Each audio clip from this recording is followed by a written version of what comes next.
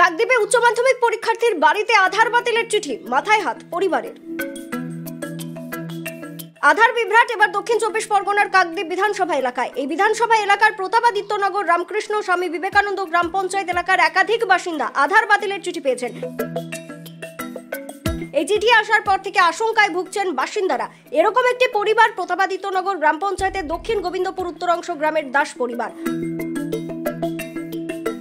এটা অনেকটা সমস্যা হচ্ছে, কি করব এখন? আমাদের এখানে তো আমরা থাকি, এখানে তো সব কিছু। এখন ছেলে উচ্চ মাধ্যমিক দিচ্ছে, ও তো কলেজের ব্যাপারে ভর্তি হওয়ার একটা থাকে আধার কার্ডের, তো এখন আধার কার্ডটা নিয়ে আমরা খুব প্রবলেমে পড়ে গেছি। পরিবারের 3 সদস্যের মধ্যে 2 জনের আধার বাতিলের চিঠি পেয়েছেন। এর মধ্যে উচ্চ মাধ্যমিক পরীক্ষার্থীও আছেন। আমি উচ্চ মাধ্যমিক পরীক্ষার্থী। এবার পরবর্তীকালে আমি যখন ভর্তি হব, আমি তখনও আধার কার্ডটা প্রয়োজন হবে। আমি তো বুঝতে পারছি না কী করব। তারপর এখন টাকা তুলতে যাচ্ছি ব্যাংকে, টাকাও তোলা যাচ্ছে না, ফিঙ্গারপ্রিন্ট ম্যাচ হচ্ছে না, আপডেট করতে বলছে আধার কার্ড আপডেট করতে হবে। এবার গেছি, তারপর কয়েকদিন পরেই এটা এসছে।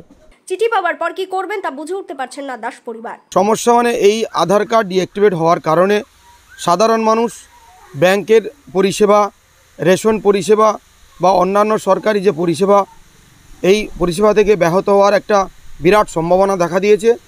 সাধারণ মানুষ আতঙ্কিত হয়ে পড়ছেন। এই আধার কার্ড হচ্ছে ডিজিটাল একটা পদ্ধতি।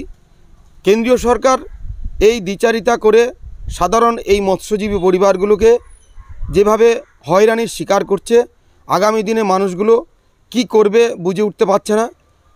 আমাদের দিদি মুখ্যমন্ত্রী মমতা বন্দ্যোপাধ্যায় এই বিষয়ে সমস্ত মানুষকে কোনোভাবে আতঙ্কিত না হওয়ার জন্য আশ্বস্ত করেছেন।